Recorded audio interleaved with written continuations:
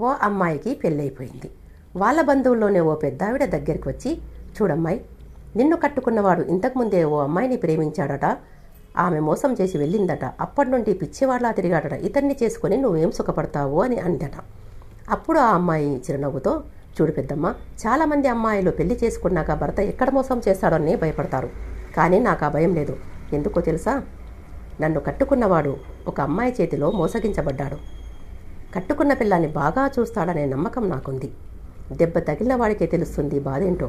ఇలాంటి వాళ్ళకి ప్రేమ విలువ, మనసు విలువ బాగా తెలుస్తాయి. చూస్తూ ఉండండి, నా ప్రేమతో అతన్ని మార్చుకుంటాను, నేను గెలుస్తాను అని చెప్పింది. మళ్ళీ సంవత్సరం తిరిగాక ఆ పెద్దావిడ వచ్చి చూసేసరికి వీళ్ళు ఎంతో సంతోషంతో, ఎంతో ఆనందంతో ఉన్న ఈ జంటను చూసి మూతి తిప్పుకుంటూ వెళ్ళిందట. చూశారుగా, ఈ బంధువులున్నారు, కలపడానికి ప్రయత్నించరు కానీ విడగొట్టడానికి మాత్రం ఒక్క సెకండ్ చాలు కదా.